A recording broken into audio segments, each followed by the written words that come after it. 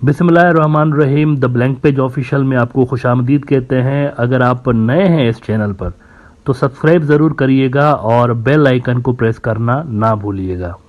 मित्रों, दुनिया के गोले पे जब आप नज़र दौड़ाते हैं तो आपको एक बहुत बड़ा हिस्सा पानी ही पानी नज़र आता है और एक हिस्सा खुश्की का भी नज़र आता है। अब इसमें खुश्की कितना परसेंट दुनिया के एरिया के ऊपर फैली हुई है और पानी कितना फैला हुआ है, इसके बारे में थोड़ा सा आपको बता दूं कि टोटल जो अर्थ का सरफेस है इसमें 71% पानी है। असल में 71% दुनिया के जो सरफेस है वो पानी से जुड़ा हुआ है, पानी है उसके ऊपर। बाकी का जो 29% है वो खुश्की है।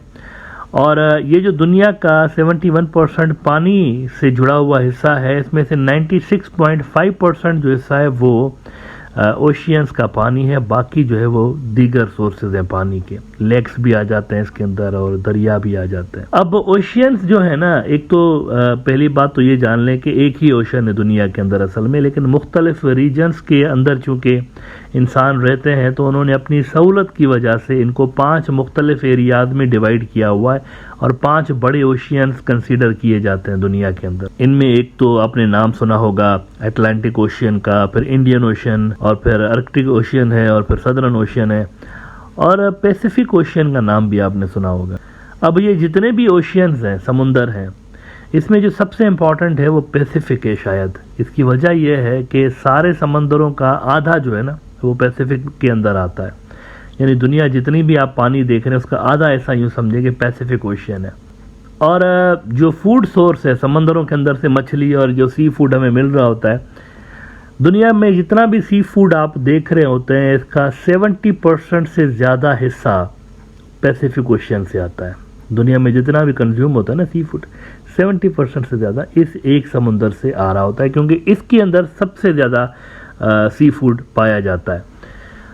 लेकिन इस सब के अलावा पैसिफिक ओशियन जो है उसकी स्ट्रेटेजिक सिग्निफिकेंस आज के दौर में बहुत ज़्यादा बढ़ चुकी है डिफेंस और सिक्योरिटी की वजह से। यहाँ पर मुख्तलिफ आइलैंड्स पर दुनिया की मुख्तलिफ जो कुव्वतें हैं वो अपने अपने बेसिस बना के असल में बैठी हुई हैं और वो अपनी गुजरगाहें, अपने ट्रेड के रास्ते, अपने एनर्जी के रास्तों को कंट्रोल कर रहे होते हैं।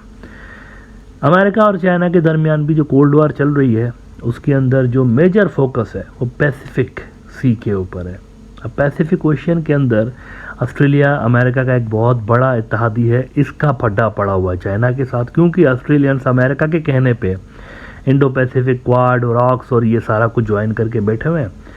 और जवाब में चाइनीज़ भी सोलोमन आइलैंड्स के ऊपर आके बैठ गए हुए हैं, जो कि बिल्कुल ऑस्ट्रेलिया के सामने। कल मैंने आपको इसके बारे में बताया था, लेकिन कल मैंने ये बात की थी कि पपुआ न्यू गिनी के अंदर, जो कि बिल्कुल ऑस्ट्रेलिया के सामने और सोलोमन आइलैंड के पास एक जजीरा है, उनके साथ अमेरिका ने जो डिफेंस पैक्ट किया है इससे चाइना को यकीनी तौर पर परेशानी होगी, क्योंकि चाइना जो सोलोमन आइलैंड के ऊपर बैठा हुआ था तो उनके बिल्कुल बगल में आके अमेरिकन बैठ गए और ये बड़ा इंटरेस्टिंग किस्म का मुआहदा हुआ है उनके साथ। वो उनको कहा जा रहा है कि मिलिट्री असिस्टेंस भी प्रोवाइड करेंगे। जहाँ पर मिलिट्री आ गया ना तो वहाँ पर यूँ समझें कि स्ट्रेटेजिक नौयत के मामलात होंगे, तभी मिलिट्री का एंगल आता है, ऐसे नहीं आता। अब किस्सा लेकिन यहाँ पे ख़त्म नहीं होता।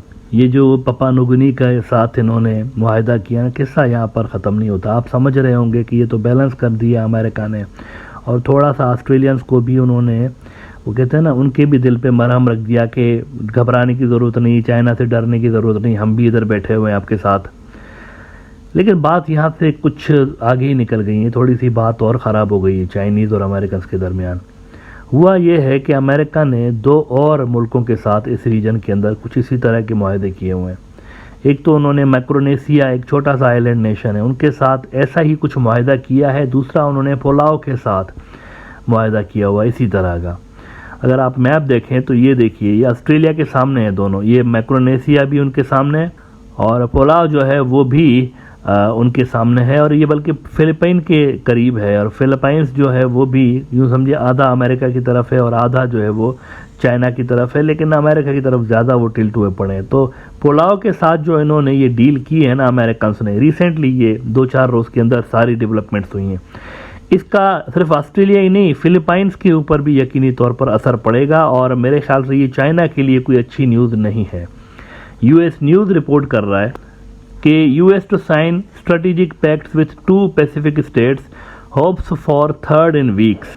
और जिन 2 की बात कर रहे हैं असल में वो 2 तो यही हैं, एक तो पुलाव है और दूसरा ये जो मैक्रोनेशिया का आइलैंड है यहाँ पे, इन दोनों के साथ इन्होंने मुआहदात किए हैं। लेकिन जो तीसरा कह रहे हैं, आपको पता है तीसरा कौन सा है? तीसरा भी बड़ा ही स्ट्रेटेजिकली सिग्निफिकेंट इलाका है, उसके साथ भी अमेरिकन जो है वो करीब पहुंचे हुए हैं, कोई डील उनके साथ भी इनकी हो सकती है, और वो है मार्शल आइलैंड्स। ये मार्शल आइलैंड्स का नक्शा है। अब मार्शल आइलैंड से इन 2 से थोड़ा सा पीछे की तरफ है, वो आपको कोने में नज़र आता है, लेकिन उसके बावजूद भी अगर आप ऑस्ट्रेलिया के हवाले से देखेंगे तो मार्शल आइलैंड्स की सिग्निफिकेंस है।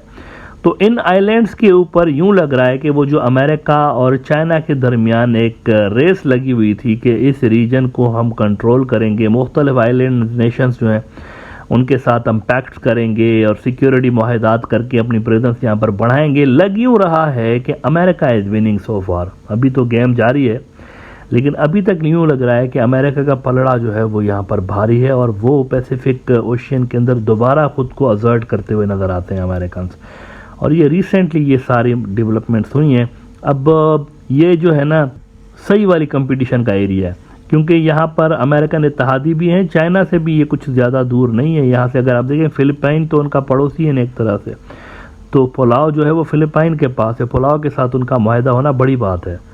राइटर्स ने भी खबर लगाई थी 1-2 रोज़ पहले कि US to sign strategic pacts with 2 Pacific states, hopes for third in weeks. वही सेम जो यूएस न्यूज़ ने लगाई खबर, उसी तरह की स्टोरी इन्होंने भी लगाई थी और इन्होंने भी यही कुछ डिटेल्स दी हुई हैं। और उसके अलावा ये जो मैक्रोनेशिया के साथ इन्होंने डील की तो उस पर अल जज़ीरा ने बड़ी कमाल की हेडलाइन लगाई। वो कहते हैं कि US Micronesia deep in political and economic ties, deal is likely to be a blow to China which has made a concerted effort to increase its influence in Micronesia. तो यकीनी तौर पर चाइना के लिए कोई अच्छी न्यूज़ नहीं है, लेकिन वो कहते हैं ना the game is not over.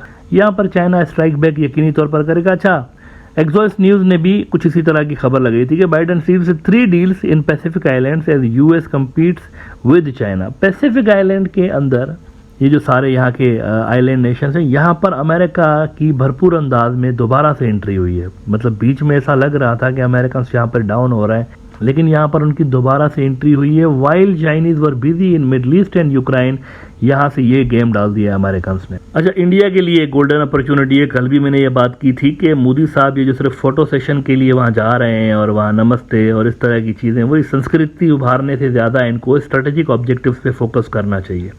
देखिए ना, उनका जो इतना बड़ा स्ट्रेटेजिक पार्टनर है अमेरिका, अमेरिका अगर किसी जगह पे पहुंच गया ना तो वहां तक इंडिया के लिए भी बड़ी आसानी हो जाती है। वहां पर अपने लिए भी कुछ जुगाड़ करना और अपने लिए भी कुछ रास्ता बनाना उनके लिए भी आसान हो जाता है अमेरिका की चप्पर छांव के नीचे।